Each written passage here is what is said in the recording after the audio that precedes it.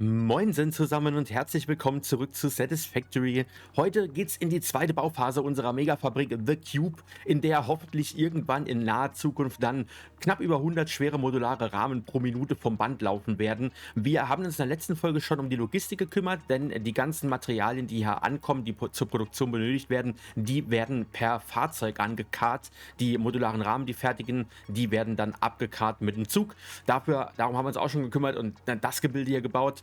Im Anschluss daran müssen wir uns noch um die einzelnen Fabriken kümmern. Die stehen zwar alle, sind aber untereinander noch nicht verbunden und sind innerhalb auch noch nicht verbunden. Die Module stehen zwar, aber die Zuläufe und auch die Abläufe der Materialien, die sind ja noch offen. Zum Teil schon gemacht, zum Teil noch nicht. Das werde ich dann im Anschluss machen, wahrscheinlich offscreen. Wird ein bisschen Arbeit sein, aber wir wollen das Ganze ja auch irgendwann zum Laufen bringen. Ihr seht, ich habe schon die Böden eingezogen und auch die Wände zum Teil schon mal hochgezogen, einfach um so ein bisschen Umriss zu bekommen, wie das Ganze später irgendwann aussehen wird. Und da setzen wir jetzt auch direkt an. Denn wir müssen die Manufakturen bauen. 37 Stück an der Zahl.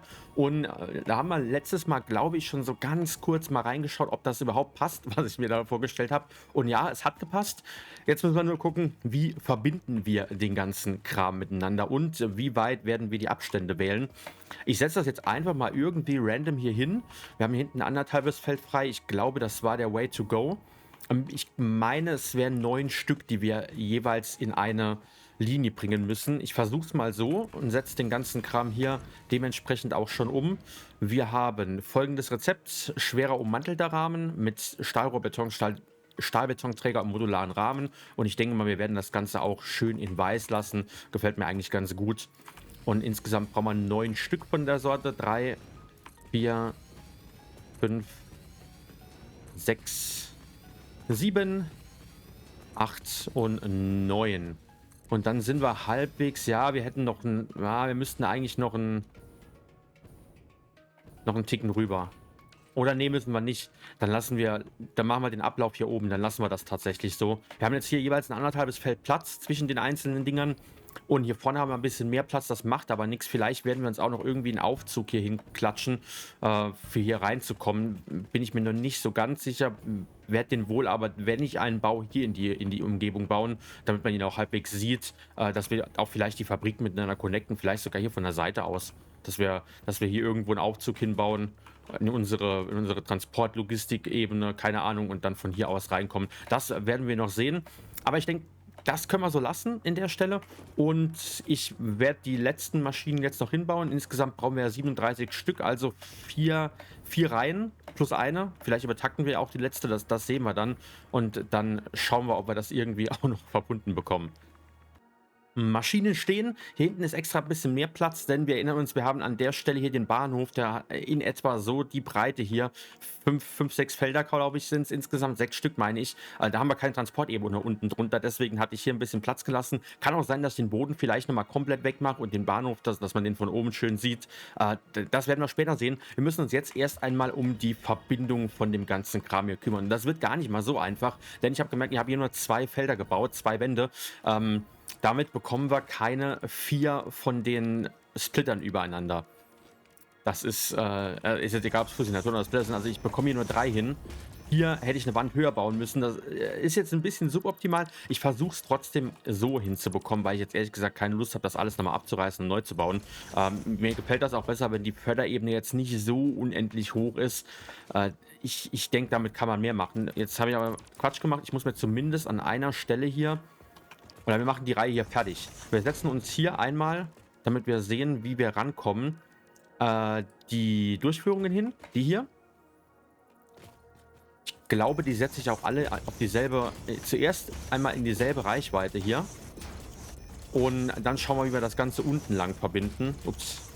Ich setze die Lifte auch noch gerade dazu. Ich glaube, wir brauchen hier nur die kleinen Lifte. Ja, so viel Mats kommen hier nicht rein. Und dann checken wir mal ab, ob wir das von unten irgendwie verbunden bekommen. Schwierigkeit an der ganzen Sache wird wahrscheinlich sein, dass die Mats hier irgendwo mittendrin hochlaufen und nicht wie sonst am Rand oder dass man schön verteilen kann. Ich denke mal, das wird ein bisschen kompliziert, das Ganze halbwegs sinnvoll zu verkabeln. Für den Kram hier habe ich schon eine Idee, dass wir keine Vierer-Türme bauen müssen. Ja, ich weiß noch nicht, ob es hinhaut mit dem Zulauf, der jetzt ein bisschen unpraktisch in der Mitte ist, aber das schauen wir uns gleich auf jeden Fall auch noch an. So, die Lifte sind alle gesetzt, also zumindest mal von den ersten 2 Reihen, damit wir uns das Ganze anschauen können, ob wir es denn so hinbekommen, wie ich mir das Ganze vorgestellt habe. Hier unten ist ein bisschen dunkel aktuell. Das macht aber, glaube ich, vorerst nichts. Wir könnten uns eigentlich auch eine Lampe kopieren. Warte mal. Ah, und ich hatte die Fundamente hier ausgetauscht. Das hatte ich gar nicht erwähnt. Wir hatten ja die Glasfundamente hier eigentlich stehen. Hat mir aber irgendwie vom Design dann doch nicht so ganz gefallen. Ich meine, man sieht von unten die Förderbänder ja sowieso nicht groß. Deswegen hatte ich dieses beschichtete Fundament, wie heißt es, rutschfeste Fundament ist es, glaube ich. Ja, genau. Rutschfestes Metallfundament, das sieht so ein bisschen mehr nach Fabrik aus irgendwie und nach Transportebene. Und habe dann hier ganz, ganz dezent ein paar Lampen platziert an den jeweiligen Stellen. Ich kopiere mir hier einfach mal schnell eine, dass wir die hier oben auch noch hinsetzen können und ein bisschen Beleuchtung haben für den Anfang. Ähm, Ich setze mir die mal hier hin irgendwo. Einfach nur, damit es nicht ganz so dunkel ist. Naja, gut, viel bringt es jetzt nichts. Ich kann sie auch nicht irgendwo anders hinsetzen. Also, Plan ist eigentlich, dass ich mir erstmal das Ding hier kopiere, dass wir in verschiedene Richtungen hier machen. Also einmal so quasi, einmal 1, 2 nach oben, dann einmal wieder ganz unten und einmal wieder 2 nach oben. Dass wir die 4 Mats auf 2 Linien laufen lassen können, wisst ihr? Wobei das hier jetzt keinen Sinn macht, was ich gebaut habe. Das macht überhaupt keinen Sinn. Also ich sollte dann eher, machen wir so, komm. Machen wir die ersten beiden so und die letzten beiden machen wir so. Das macht mehr Sinn. Dass wir hier eine Line langlaufen lassen mit maximal 2 von der Höhe her und dann auf der anderen Seite genauso und auch nochmal mit maximal 2. Das heißt, wir setzen uns hier unsere Splitter hin. Wir können die ja ruhig relativ nah ransetzen. Da spricht ja nichts gegen. Das snappt ja dann ordentlich. Wir setzen einen hier hin und einen hier hin. Ups. So, der kommt doch mal weg.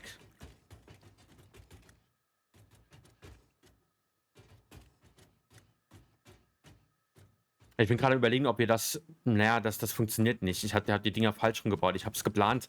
Wir hätten die wahrscheinlich auch so zusammen connecten können. Ich hatte es jetzt so geplant, dass die Line hier mehr oder weniger hier anfängt, einmal durchläuft, dann hier wieder runterläuft, dann hier hinten wieder hochläuft und dann hinten nochmal runterläuft. Wisst ihr? Dass wir dass das halt komplett. Wir hätten es wahrscheinlich auch anders machen können, hätten hier wirklich dann jeweils 2 Maschinen miteinander verbinden können. Das wäre wohl irgendwo auch gegangen, aber ich denke mal, so wird das Ganze cleaner. Und dann haben wir hier auch kein Problem. Das ist ja genau in der Mitte von dem Ding.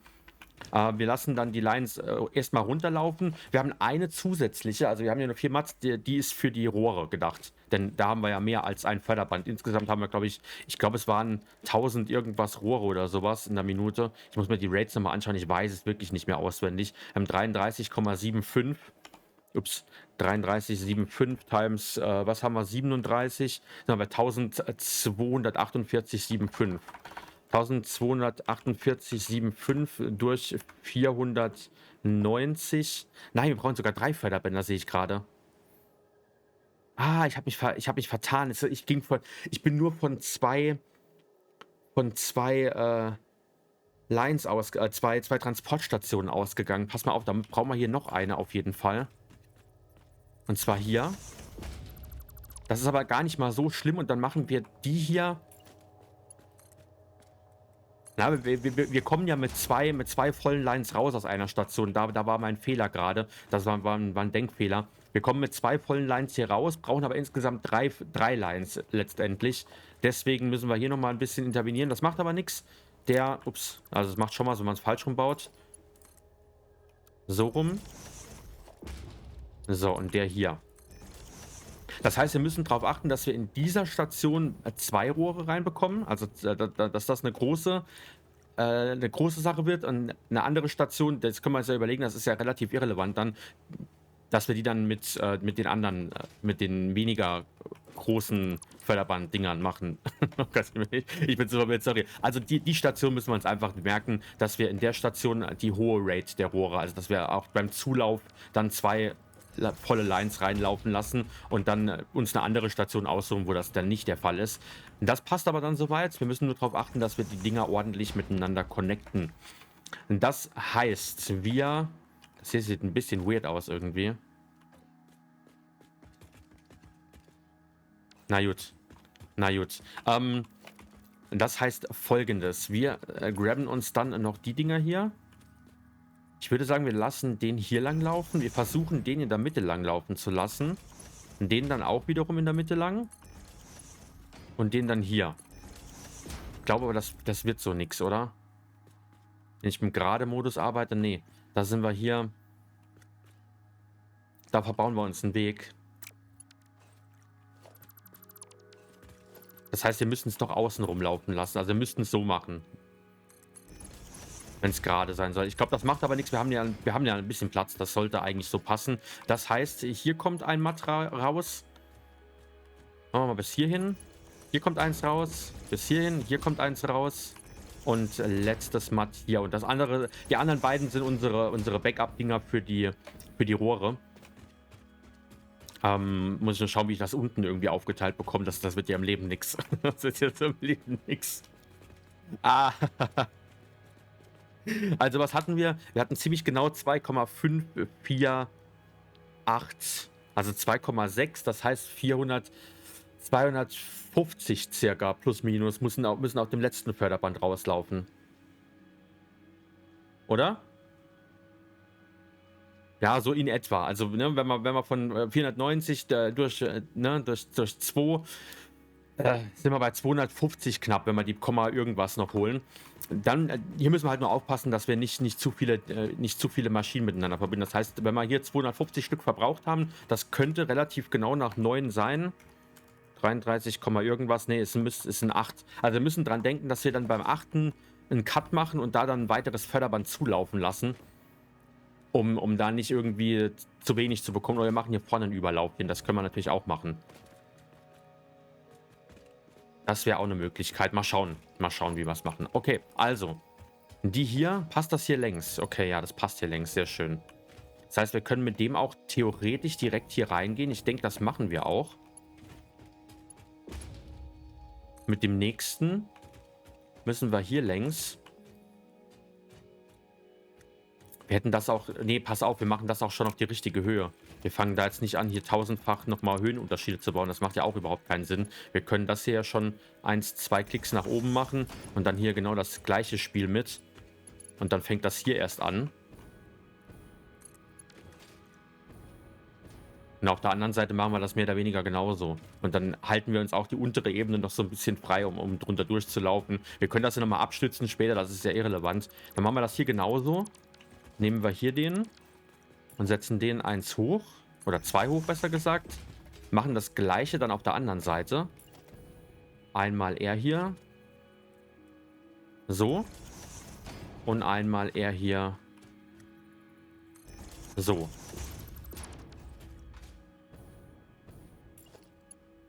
Und dann reicht das wahrscheinlich nicht. Ne? Da muss ich von oben abstützen oder so. Das wird so nix.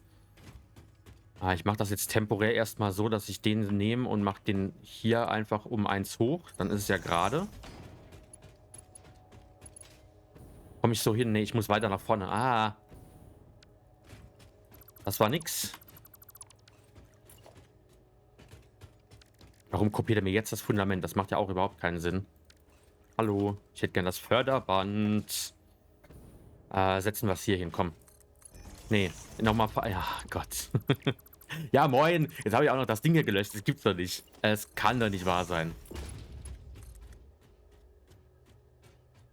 So, machen wir es zur Hälfte. So und so. Und dann geht der hier rüber. Ohne, dass er irgendwo rumglitscht und rumspackt. Sehr schön. Und den machen wir dann genauso. Der kommt hier außen rum. Bis auf die Pose hier. Und dann geht der hier rein. Jawohl, perfekt. Und dann haben wir unsere 4 Zuläufe. Machen das Ganze dann, wie war die Rate nochmal? 33, irgendwas. Wo haben wir es denn? Die schweren modularen Rahmen. Hier. 33,75 mal 9 und 305 mal 8 sind 270. Okay, also dann machen wir das doch so. Lassen wir in das eine 270 reinlaufen. Das ist für mich relativ einfach dann. Und nach dem 8. müssen wir schauen, dass wir dann eine von den beiden Lines hier schon zulaufen lassen. Das heißt, wir sollten gegebenenfalls hier mit einer oberen Line die Rohre laufen lassen. Vielleicht sogar mit der sinnvollerweise. Ja, das macht am meisten Sinn. Dann können wir das Ding hier nehmen. Oder nee, mit der unteren, warte. Zuerst mit der unteren. Dann können wir das hier unten lang laufen. Oh Gott. Was ist hier denn heute los? Habe ich den jetzt eigentlich wieder gelöscht, den Lift? Ja, natürlich.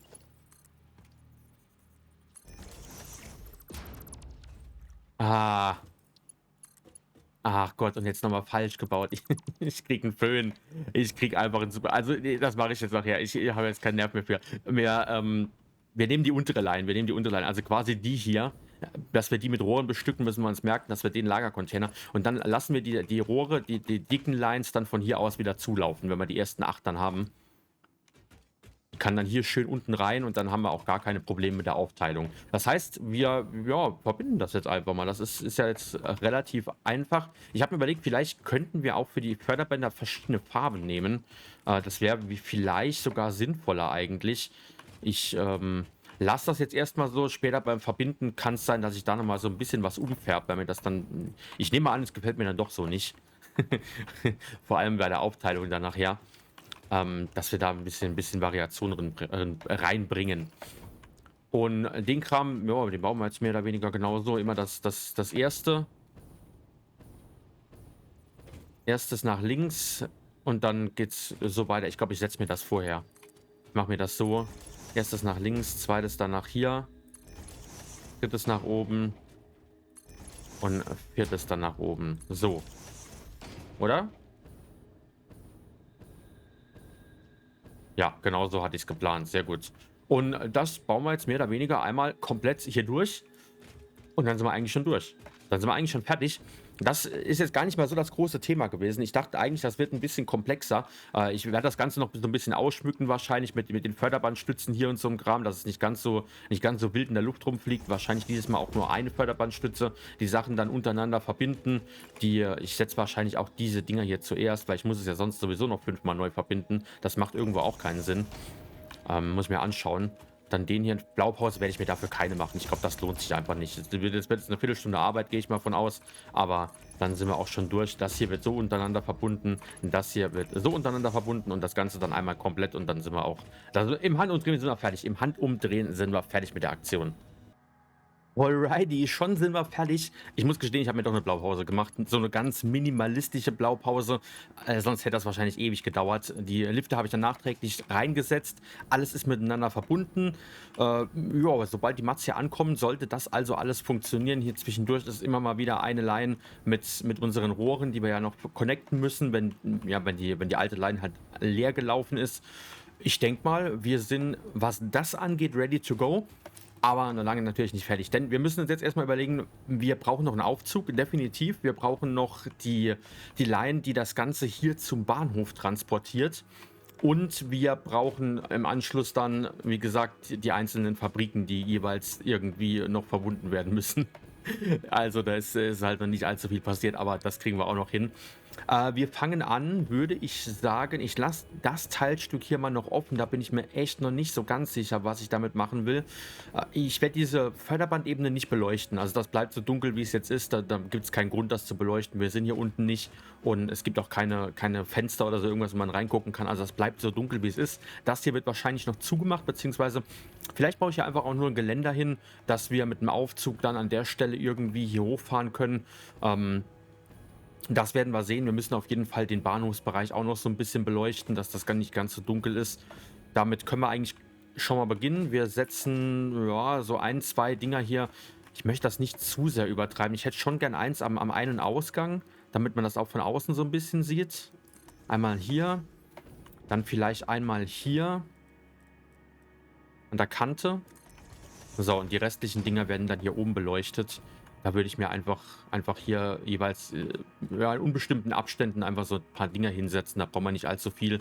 Ich möchte das nicht so hell machen. Es soll so ein bisschen schummerig bleiben. So wisst ihr, diese Parkhausatmosphäre, in der man jeden Moment Angst hat, dass ein Typ mit einem weißen Van mit einer tränengetränkten Matratze auf dem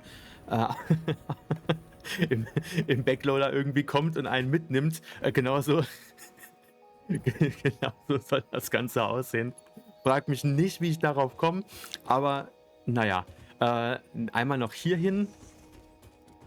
Ich glaube, das reicht auch schon. Ich weiß gar nicht, ob ich über dem Bahnhof selbst so ein Ding haben will. Das soll ja nicht allzu viel werden. Vielleicht noch eins hier hinten. Mal schauen, wie wir das machen. Wahrscheinlich eher die Richtung mit den Containern. Und damit fangen wir auch an. Wir setzen uns hier 2 große Container hin. Es ist, wie gesagt, absoluter Quatsch. Brauchen wir nicht in der Hinsicht. Aber ich möchte das Ganze so ein bisschen größer aufziehen. Das hier war natürlich wieder falsch gesetzt. Der muss so hin. So. Und der natürlich dann auch richtig rum, damit die Mats auch hier wirklich in den Bahnhof reinlaufen. Kriege ich das irgendwie gesnappt? Ja, ja. So, und dann kommt hier, da reicht ein Förderband. Wir teilen das ja, wie gesagt, auf. Wir haben ja gesagt, die Line soll auf 2 Lines laufen, auch wenn wir nur eine brauchen. Vielleicht 2 60er Lines, dass die Mats hier gemütlich durchgurken. Das werden wir aufteilen müssen. Die Mats selbst werden hier oben lang laufen. Die werde ich definitiv nicht unten lang laufen lassen. Da möchte ich auch was von haben. Und hier müssen wir auch noch was draus machen. Hier müssen wir theoretisch auch noch was draus machen. Ich bin der Meinung, dass wir das hier so lassen, ehrlich gesagt. Irgendwie finde ich das cool. Nur hier oben müssen wir uns noch was überlegen. Da ist ein bisschen viel Leerstand aktuell für das Gebäude. Das ist noch die Blaupausen-Dings mache ich jetzt gerade noch mal fix weg. Ich glaube, ich fange mit dem Dach an. Ich mache zuerst das Dach fertig, damit wir sehen, wie das ganze Ding hier überhaupt so aussieht.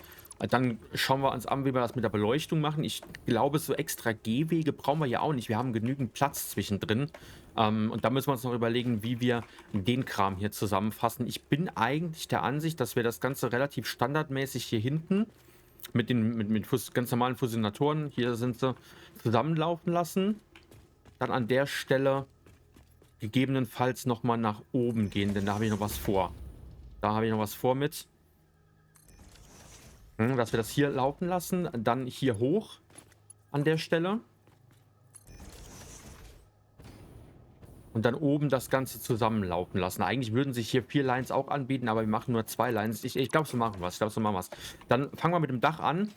Was möchte ich hier für ein Dach? Das ist die große Frage. Ich bin eigentlich Fan von diesem Pappdach. Von dem hier, vom Teerdach. Das gefällt mir in der Kombi eigentlich immer recht gut. Ich möchte es aber auch nicht allzu... Ich glaube, warte mal, nee. Ich glaube, wir fangen anders an. Wir machen das Ganze zuerst mit einem Glasdach und machen das zumindest, dass es nicht ganz flach wird. Das ist dann auch wieder blöd. Wenn es komplett flach ist, das gefällt mir dann auch wieder nicht. Wir machen das hier zumindest einmal hoch, vielleicht sogar 2 Teile hoch. Und oben das Flachdach möchte ich gerne in Teer machen, dass wir hier so ein bisschen noch Sonnenlicht reinbekommen. Jetzt ist die Frage, wie hoch machen wir das? Machen wir das einfach nur? Machen wir das zweifach? Ich glaube, zweifach Minimum, oder? Sonst wird es zu flach schon wieder.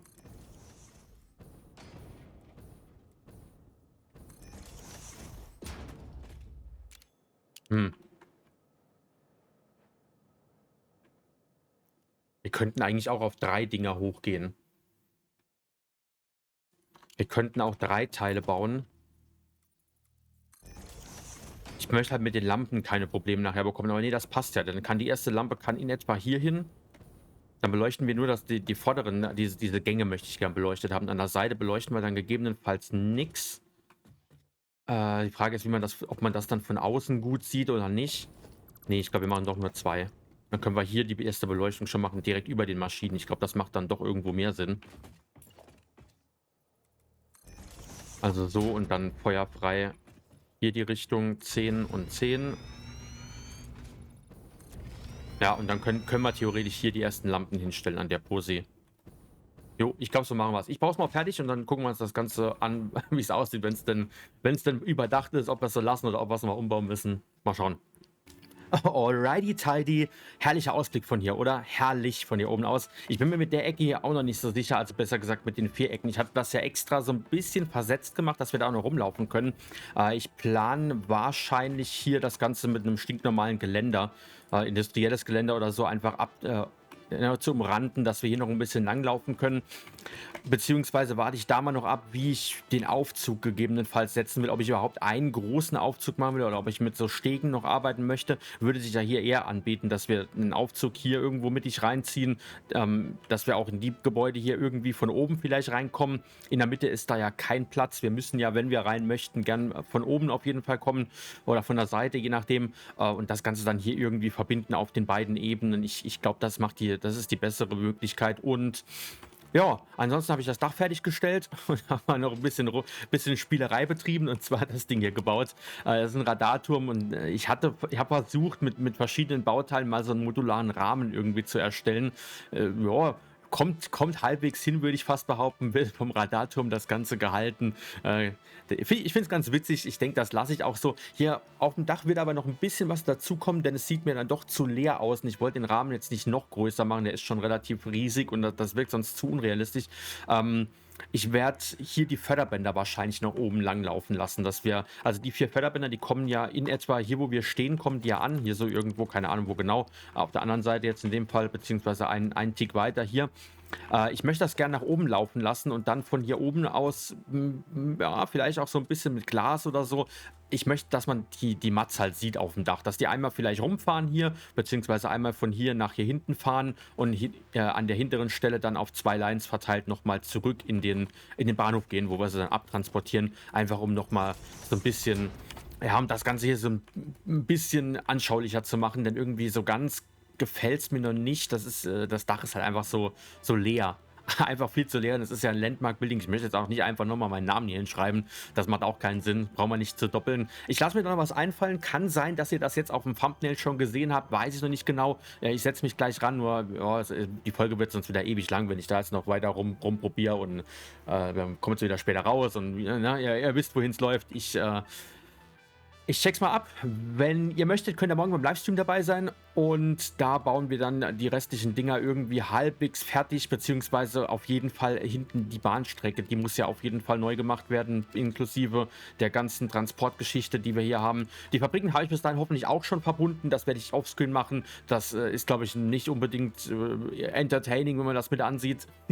Hier die ganzen Abläufe der neuen Mats, der produzierten Mats, da haben wir ja noch gar nichts gemacht. Die Zuläufe stehen zum Teil, aber auch nicht überall. Und das ist ja einfach nur wildes Rumgeklicke, mehr oder weniger, bis ich das dann irgendwann habe. Und am Dienstag in der Folge werden wir dann gemeinsam das Ganze in Betrieb nehmen. Wir werden die restlichen, beziehungsweise wir werden generell die Fahrzeugrouten einrichten. Je nachdem, wie weit wir kommen im Livestream, werden wir auch noch die Treibstoffproduktion hier hinten starten. Zumindest eine relativ kleine, dass wir die Fahrzeuge alle versorgt bekommen. Und dann hoffe ich, dass wir endlich die Rahmen dann vom Band laufen lassen. Ich hoffe, das hat euch Spaß gemacht. Wenn ja, dann lasst sehr gerne ein Like da, und wir sehen uns, wenn ihr möchtet, morgen im Livestream oder am Dienstag in der nächsten Folge. Bis dahin, macht's gut. Tschaußens.